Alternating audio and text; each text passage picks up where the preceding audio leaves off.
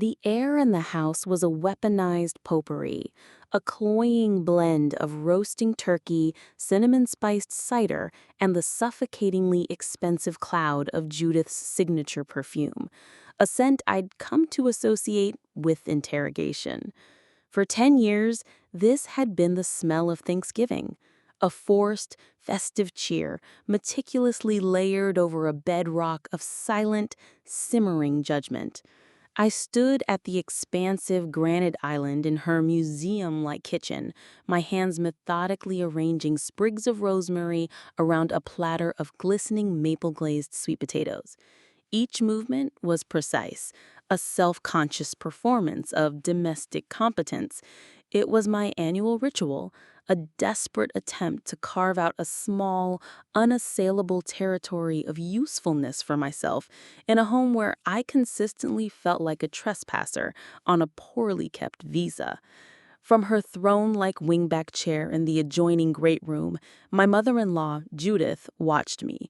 Her posture was that of a monarch, surveying a newly conquered and deeply disappointing province. Her eyes, magnified slightly by her designer glasses, missed nothing. "Megan, dear," she called, her voice as smooth and cool as the polished marble floors, but with an edge that could chip glass.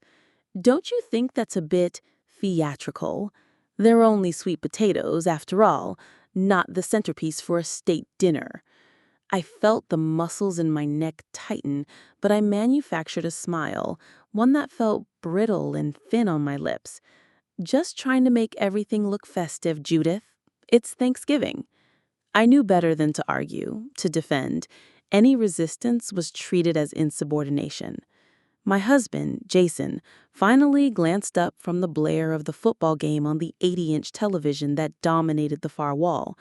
I saw a flicker of discomfort, a brief, hunted look in his eyes before it was swiftly extinguished, replaced by his usual mask of oblivious bonhomie.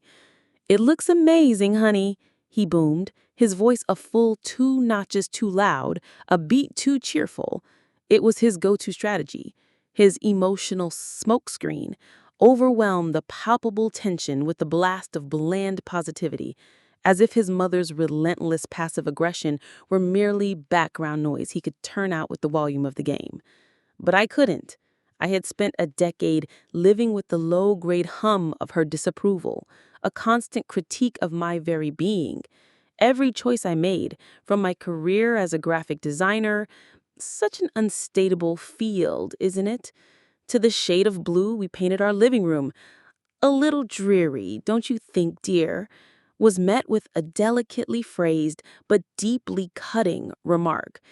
Jason always insisted I was being too sensitive, that it was just Mom's way. But her way felt like being slowly, methodically dismantled, one tiny, poisoned comment at a time.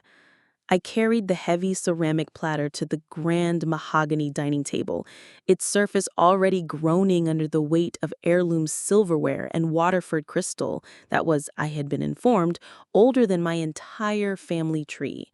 Jason's father, Arthur, a quiet, gentle man long since worn down into a state of benign neutrality by his wife's abrasive personality, caught my eye as I set the dish down. He gave me a small, almost imperceptible wink, a fleeting gesture of solidarity. He was my only ally in this house, but a silent one. His support offered in covert glances and the occasional gentle squeeze of the arm when Judith wasn't looking. The rest of the family, Jason's sister Lisa, her affable husband, and their 2 boisterous, over-sugared children, filled the room with a chaotic energy that did little to dissipate the core of my unease. I felt a familiar, sharp pang of longing for my own family, for the easy laughter and unconditional warmth of their raucous Thanksgiving table thousands of miles away. Here, love felt conditional, and I was perpetually on probation. As I meticulously straightened a fork, I caught Judith's reflection in its polished surface. She was still watching me, a faint, unreadable smirk playing on her lips. A shiver of pure, undiluted foreboding traced its way down my spine. Something was different today.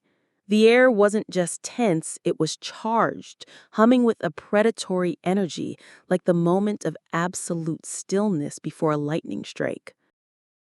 Dinner was a tactical masterpiece of Judith's particular brand of social warfare. She served compliments that were really insults in disguise, and questions that were actually accusations. She'd praise her daughter Lisa's slightly dry turkey while launching into a lament about how terribly difficult it was to find a bird that was truly moist and flavorful anymore. A clear and deliberate jab at the one I had so proudly and successfully roasted the previous year. With the skill of a seasoned general, she steered the conversation toward topics where she knew I had little to contribute: the intricacies of local zoning laws, the latest gossip from her exclusive golf club, a detailed breakdown of a recent charity auction, leaving me to push my perfectly whipped mashed potatoes around my plate in an increasingly isolated silence. Jason, either blissfully oblivious or willfully ignorant, laughed and chatted, occasionally reaching under the table to squeeze my knee. The gesture, meant to be comforting, felt hollow, a flimsy bridge over the vast chasm his mother was so expertly digging between us. I endured it all with the practiced, smiling placidity of a long-suffering diplomat, nodding, murmuring agreement, and mentally counting the minutes until we could make a polite but swift escape. After the pumpkin pie had been served and the men had retreated back to the masculine sanctuary of the living room and the droning of the football commentators, Judith made her move. She beckoned me to join her by the fireplace. The other women were starting to clear the table, their movements a familiar choreography of post-meal cleanup. But her gesture was specific, a summons aimed only at me. My stomach clenched into a tight, cold knot. This was it. This was the moment the entire dreadful day had been building toward. "Megan," she said, her voice dropping to a conspiratorial whisper that made the fine hairs on my arms stand up in alarm. The feigned intimacy was more threatening than her open hostility. "I have something for you. Something I've been meaning to give you for quite some time." She retrieved a heavy leather-bound photo album from the bottom shelf of a glass-fronted bookcase, its dark brown cover worn smooth with age and handling. She pressed it into my hands. It felt unnervingly heavy, as if it contained not just paper and ink, but the physical weight of secrets. "Arthur and I were going through some old things from the attic," she explained, her words smooth and plausible, but her eyes told a different story entirely. They were gleaming with a strange, predatory light I had never seen before, a look of imminent, triumphant victory. "I thought you should have this, a piece of Jason's history, now that you're his future." The sentiment was so uncharacteristically saccharine, so utterly alien to her nature, that it set off every alarm bell in my system. I forced myself to open the cover. The first page held a faded black and white photograph of a baby Jason, all chubby cheeks, downy hair, and a wide, toothless grin. Despite myself, I smiled.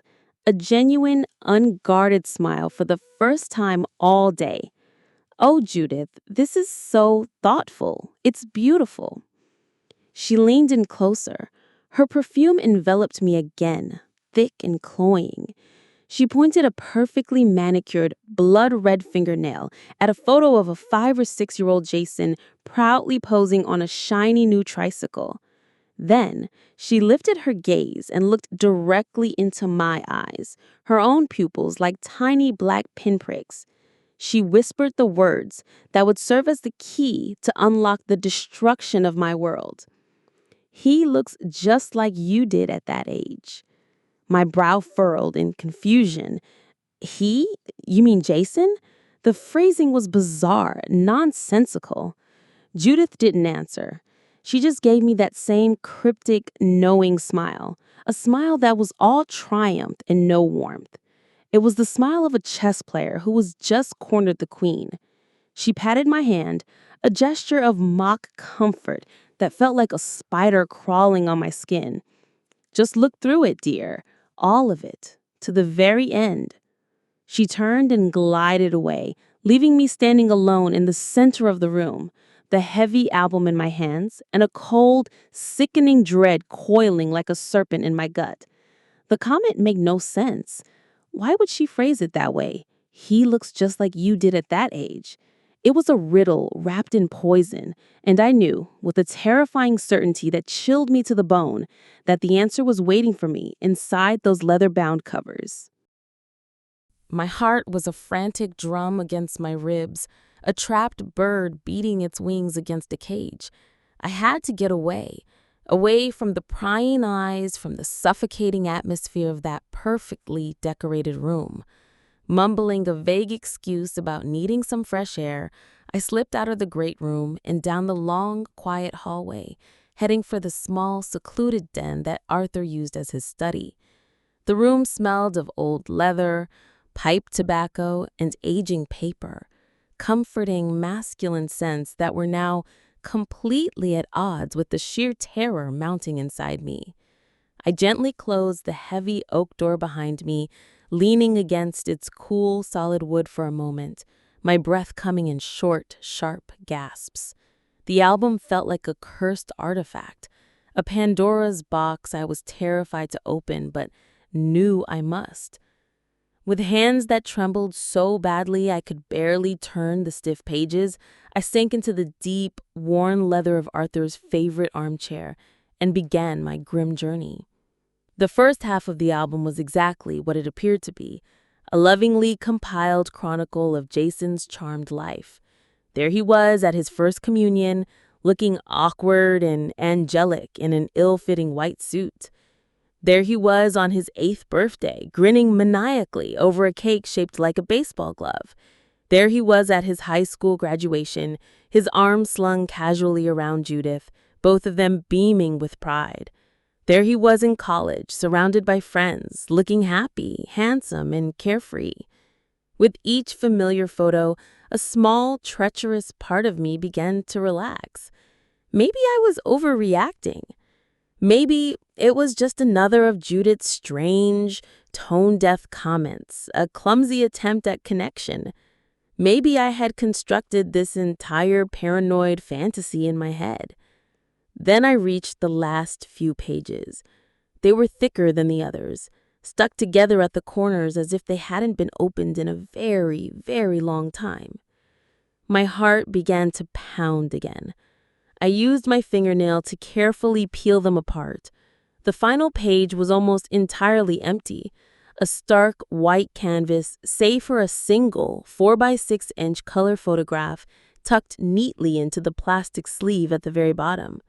It looked newer than all the others, the colors sharp and vibrant, out of place among the faded images of the past. My breath caught in my throat, a painful, sharp hitch. It was a picture of Jason. He was standing on a rocky, wind-swept beach, a gray, moody sky behind him, the kind of scenery I recognized from his business trips. His arm was wrapped tightly around a woman I'd never seen before, a pretty brunette with a bright, easy smile and windswept hair. But it wasn't the woman that made the world tilt violently on its axis. It was the little boy standing in front of them, his small hand clutching Jason's. The boy couldn't have been more than 5 or 6 years old. He had Jason's sandy blonde hair, the exact same shade and texture. He had Jason's wide-set, piercing blue eyes. He had Jason's distinctive, slightly crooked smile. He was a perfect miniature replica of my husband. And then, Judith's whispered words echoed in my mind, their meaning now horribly, sickeningly clear. He looks just like you did at that age. She wasn't talking about Jason. She was talking about this child. And she was comparing him to a photo of me as a little girl, a photo from my own childhood album that I had shared with her years ago, a photo she knew she kept. She was telling me, in the most baroque and cruel way imaginable, that this child looked like he could have been ours. My hands started to shake uncontrollably. My vision blurred. I fumbled to slide the photo out of its protective sleeve. On the back, written in what I instantly recognized as Jason's slanted, hurried handwriting, were 3 words and a date. Mason, 5th birthday, June 2022. June 2022. I reeled as if struck. We had been married for 8 years by then. My heart didn't just stop. It felt like it imploded, leaving a black hole of icy nothingness in its place. Every memory, every I love you, every shared dream, every night I had cried in his arms over our inability to conceive, it all curdled into a grotesque, elaborate lie. The air in the room became thin, unbreathable. This wasn't a mistake. This wasn't a misunderstanding. This was a secret, a whole secret life, a child. And his mother, my venomous mother-in-law, had known. She had held this information, this poisoned dart, saving it for the perfect moment to strike, a holiday, a moment of supposed joy, surrounded by family to ensure maximum public devastation. The album slipped from my numb fingers, falling open on the floor with a soft thud, but I didn't see it. All I could see was the smiling face of a little boy who shared my husband's blood, a boy whose existence was the ultimate betrayal. Time seemed to dissolve in the oppressive silence of the study. For a few minutes, or perhaps an eternity, I was completely paralyzed, suspended in the amber of pure, undiluted shock. The initial supernova of pain gave way to an eerie glacial calm, a chilling clarity that settled deep in my bones. The violent shaking in my hands subsided, replaced by a strange and terrible stillness. The 1,000 tiny cuts from Judith, the decade of feeling like I was an inadequate placeholder, Jason's constant gaslighting dismissal of my feelings, it all snapped into a horrifyingly perfect focus. It wasn't just casual cruelty or a husband's thoughtlessness. It was a conspiracy of silence, a grand, long-running deception they had both actively maintained against me. My grief was a raw, physical thing, a hollow, cavernous ache in my chest where my heart used to be. But beneath it, something else was rapidly solidifying, a core of ice-cold, diamond-hard fury. They thought they could break me with this theatrical cruelty. They had fundamentally miscalculated. With movements that were no longer frantic or trembling, but were now measured, imbued with a new and solemn purpose. I bent down and picked up the photograph of Mason. I tucked it carefully and securely into the front pocket of my jeans. Then, I reached for the album, closing its heavy leather cover with the soft, final click. I walked to the door, my reflection in the glass panes of the French doors showing me a woman I barely recognized. The anxious, eager-to-please person who had walked into this room was gone, incinerated in the blast of the truth. In her place stood someone else, a woman with eyes that looked like chips of flint and a spine forged from steel.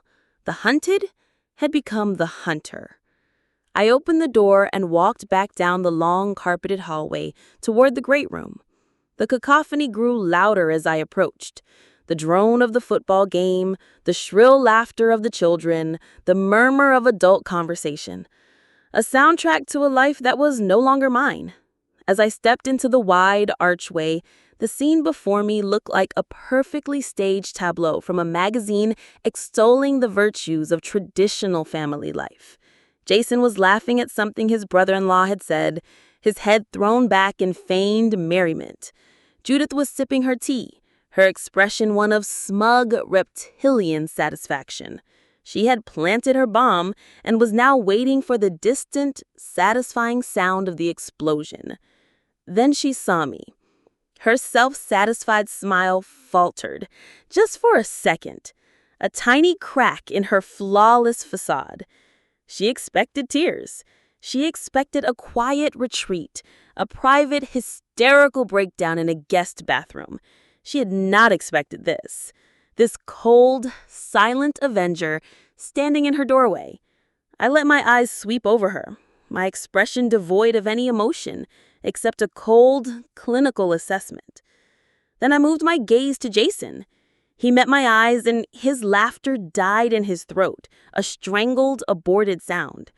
The color drained from his handsome face, leaving behind a pasty grayish pallor. He saw it. He saw the knowledge in my eyes. He knew that I knew. The shift in the room's atmosphere was instantaneous and absolute. The cheerful chatter dwindled to a confused murmur, then to nothing, as one by one the other family members noticed the silent, high-stakes drama unfolding between the three of us. Lisa looked from me to her brother, her brow furrowed in confusion. Arthur looked from me to his wife, and a dawning, horrified understanding began to creep across his gentle face. The air grew heavy, thick with unspoken words and the suffocating weight of a decade of lies. I didn't say a word. I just stood there, holding the photograph album like a prosecutor holding a piece of damning evidence, letting the silence stretch and strain until it was a physical, unbearable thing. I wanted them to stew in it.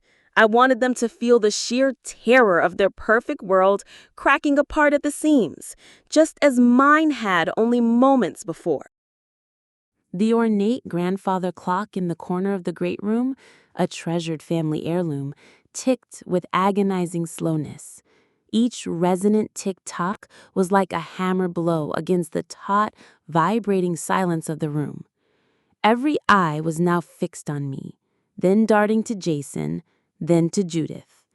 They were trapped in the toxic triangle of my unblinking gaze.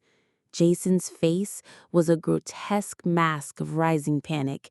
He kept opening his mouth as if to speak, to offer some preemptive lie, then closing it again, like a fish gasping for air on a riverbank. He looked lost, pathetic.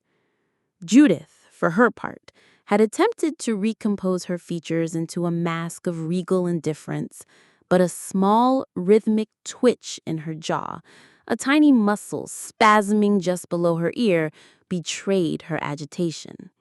She had orchestrated this moment, this grand reveal, but she had irrevocably lost control of the narrative. I was the one holding the script now. I took a slow, deliberate step into the center of the room, positioning myself directly in the warm, golden light of the ornate floor lamp. I wanted everyone to see my face clearly. I wanted them to see that there were no tears, no hysteria, only a profound and unshakable resolve. I held up the heavy leather-bound album, not as the thoughtful gift it was disguised as, but as evidence. Exhibit A in the trial of my life. My voice, when I finally spoke, was not the shattered whisper they might have expected. It was calm, perfectly modulated, and carried with crystalline clarity to every corner of the now silent room. "This was a very thoughtful gift, Judith," I said, my eyes locked on hers, pinning her in place. "A real family treasure, so full of memories." I paused, letting the statement hang in the air, thick with the venomous irony that was lost on no one. Then I turned my full attention to my husband. He flinched as if I had physically struck him, his body giving a small, involuntary jerk. The friendly, easygoing, all-American man I thought I had married was gone, vaporized. In his place stood a cornered stranger, a weak and deceitful man who I now realize had been hiding behind his mother's skirts his entire life. I took another measured step closer, my movements unhurried, almost languid. I didn't have to shout. The truth was my weapon, and it was a weapon of such devastating power that it only required a whisper. "Jason," I said, my voice dropping slightly, becoming more intimate, forcing everyone to lean in, to strain to hear the words that would bring their world crashing down. This was a very thoughtful gift, Judith, I said, my eyes locked on hers, pinning her in place. A real family treasure, so full of memories. I paused, letting the statement hang in the air, thick with the venomous irony that was lost on no one. Then I turned my full attention to my husband. He flinched as if I had physically struck him, his body giving a small, involuntary jerk. The friendly, easygoing, all-American man I thought I had married was gone, vaporized. In his place stood a cornered stranger, a weak and deceitful man who I now realized had been hiding behind his mother's skirts his entire life. I took another measured step closer, my movements unhurried, almost languid. I didn't have to shout. The truth was my weapon, and it was a weapon of such devastating power that it only required a whisper. Jason, I said, my voice dropping slightly, becoming more intimate, forcing everyone to lean in, to strain to hear the words that would bring their world crashing down. I was just looking through this wonderful album. So many happy moments. But there's just one thing I don't understand. I let my eyes drift from his terrified face down to the album in my hands, then back up to meet his gaze. I let a single beat of silence pass, a final pregnant moment for the life we had built together to hang suspended in time before I reached out and shattered it into a million irreparable pieces. I smiled, a small, cold, unforgiving smile. Who is Mason? The name dropped into the silent room like a stone into a perfectly still, frozen pond, the ripples of its impact spreading instantly, cracking the ice from end to end. Lisa gasped, her hand flying to her mouth. Arthur closed his eyes, a look of immense, soul-deep pain crossing his face. Jason stared at me, his blue eyes wide with the full, uncomprehending horror of a man watching his own execution. The question was simple, direct, and utterly, brutally inescapable. There was no room for misinterpretation, no space for a clever lie, no avenue of retreat. It was checkmate, delivered in 3 simple, devastating words. The carefully constructed facade of the perfect family Thanksgiving had just been ripped away, exposing the rot, the lies, and the decay that had been festering underneath for years. Jason's composure, already cracked, now completely shattered into 1,000 pieces. Mason? I don't know what you're talking about, Megan. What is this? What are you doing? Is this some kind of sick joke?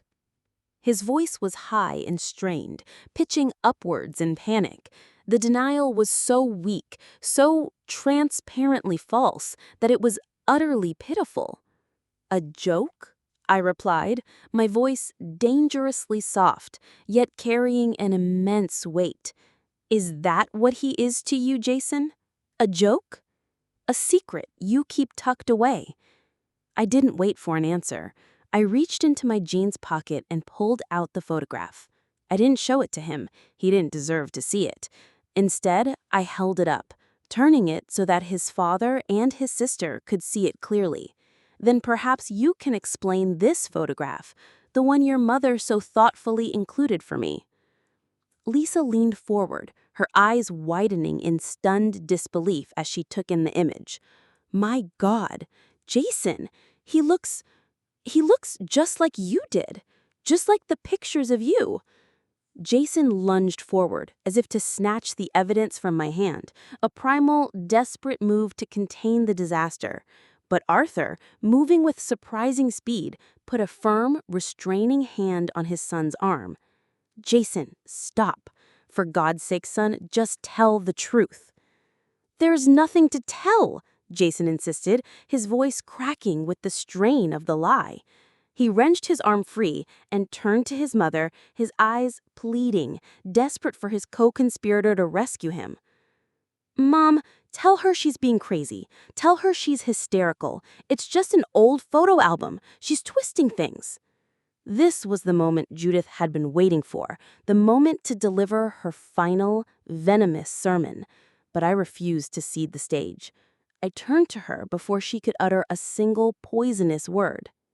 "Oh, she knows, Jason," I said, my gaze locking with my mother-in-law's, a battle of wills playing out in the charged space between us. "Don't you, Judith? You're the one who whispered the cryptic little clue in my ear.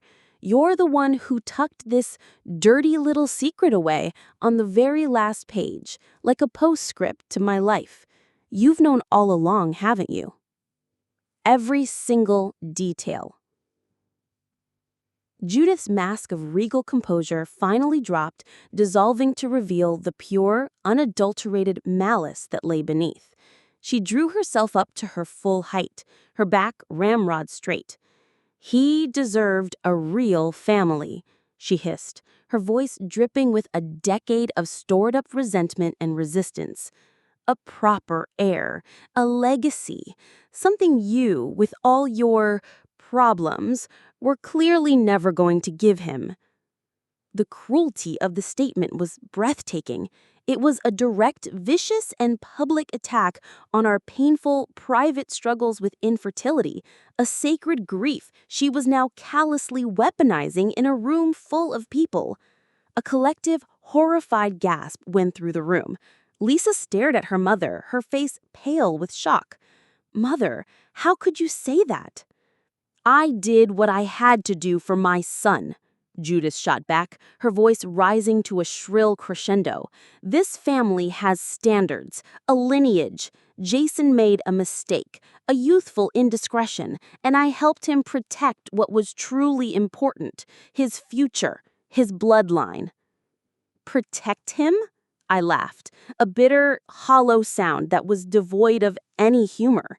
"You didn't protect him. You enabled him. You set a bomb and have been waiting 10 years for the perfect moment to light the fuse. You didn't do this for him.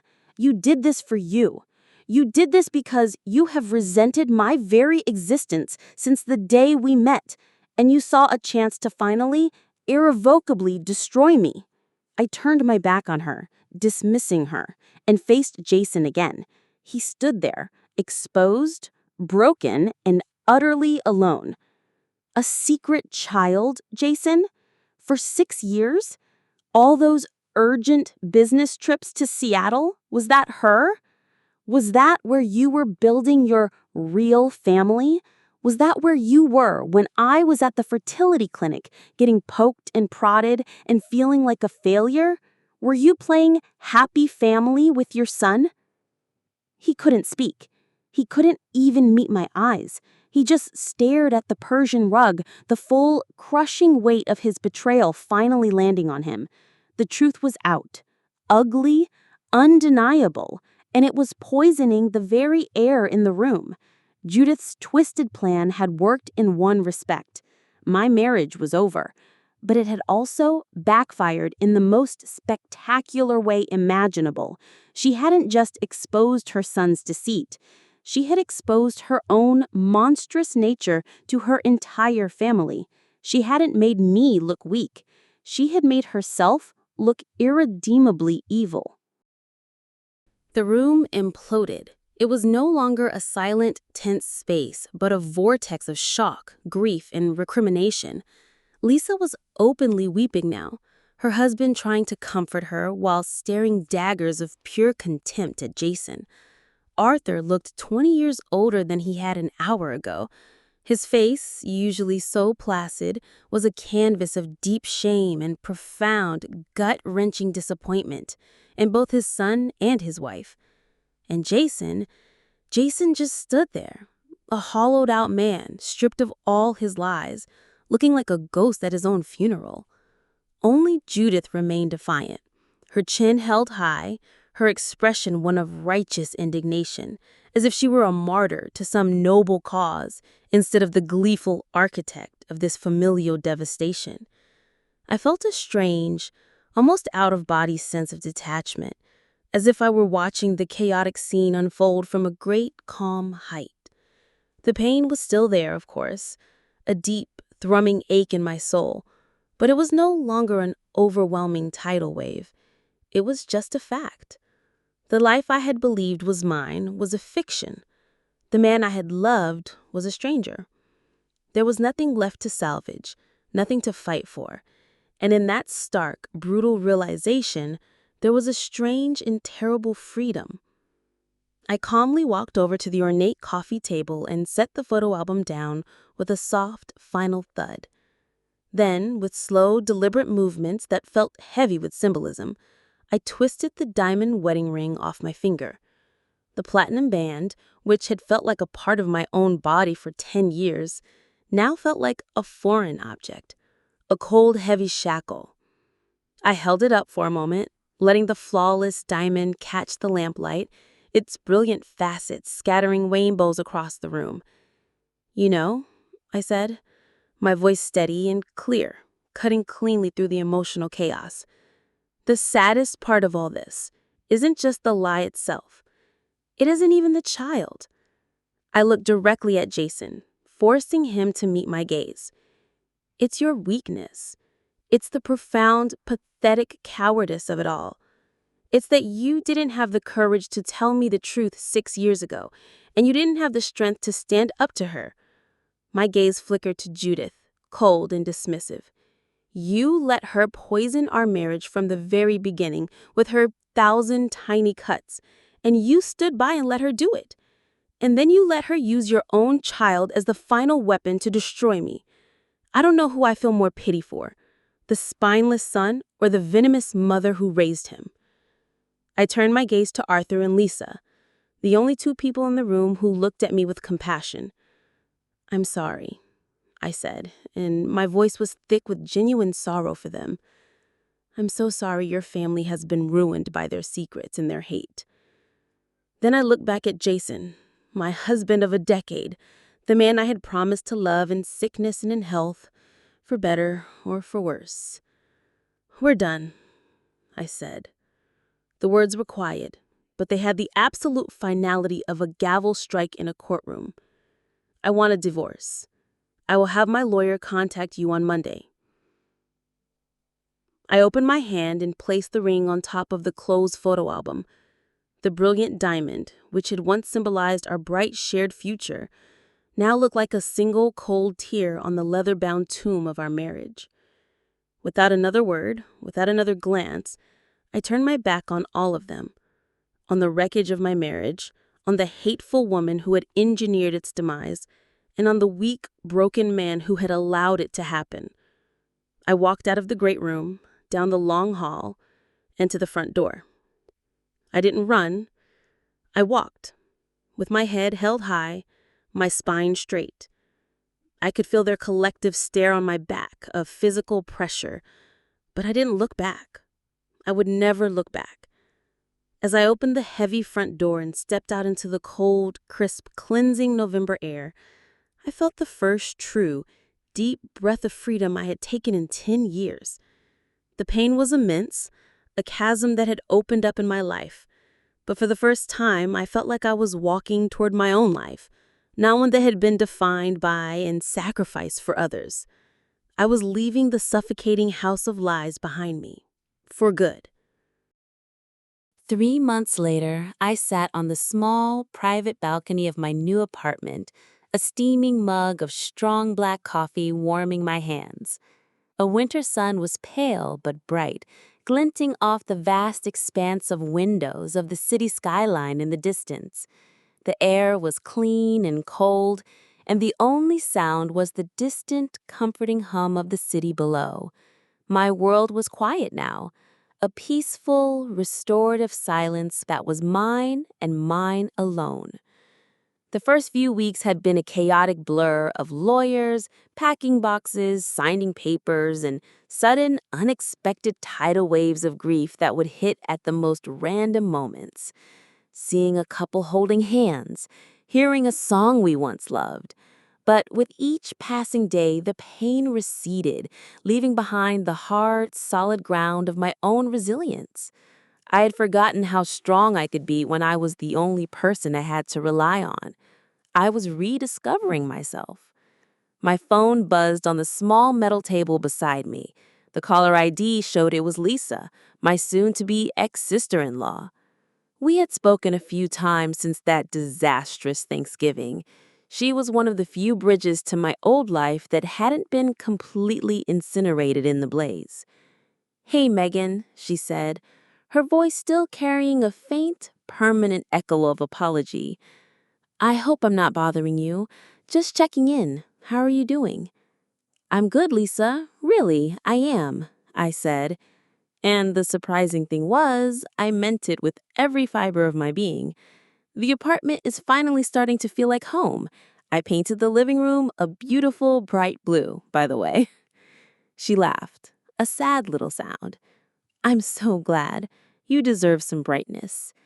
She hesitated for a moment. "Listen, I don't want to upset you, but I thought you should know. Things here have, well, they've imploded." Dad finally stood up to Mom. He gave her an ultimatum. He told her that if she didn't get into intensive therapy and make a genuine, heartfelt effort to apologize to everyone she hurt, starting with you, he was filing for divorce. The whole family is fractured. No one is speaking to her or to Jason. She let out a heavy sigh that crackled over the phone. "And Jason is a complete mess. He lost his job. The whole sordid story got out at his firm and they let him go for conduct unbecoming. The other woman, Mason's mother, she cut off all contact the moment she realized there was no more money and a whole lot of drama. He's living in the guest room at the house, and from what Dad tells me, he and Mom just circle each other in that big silent house like two miserable ghosts, marinating in the misery they created. It's like the poison they brewed for you ended up consuming them instead." A strange, complex feeling washed over me. It wasn't joy, not exactly. It wasn't the ugly satisfaction of schadenfreude. It was a profound, quiet sense of cosmic justice, of a universe righting itself. It was a fitting end. They were trapped together in the prison of their own making, the house that had always felt like a cage to me, now serving as their own gilded hell. "I'm sorry you and your dad are going through that," I said, truthfully, "but thank you for telling me." After we hung up, I looked out at the sprawling city. I thought about Mason, the little boy on the beach with his father's eyes. He was the truly innocent victim in all of this, and I sent a silent wish out into the universe that, for his sake, he would be okay. I thought about Jason and Judith, and I felt not anger, not exactly. It was a distant, clinical pity. They chose secrets and cruelty over love and honesty, and now they were living with the bleak, empty consequences. I took a sip of my coffee. The bitterness of the brew was sharp and clean on my tongue, waking me up. My old life had been built on a sweet, cloying, poisonous lie.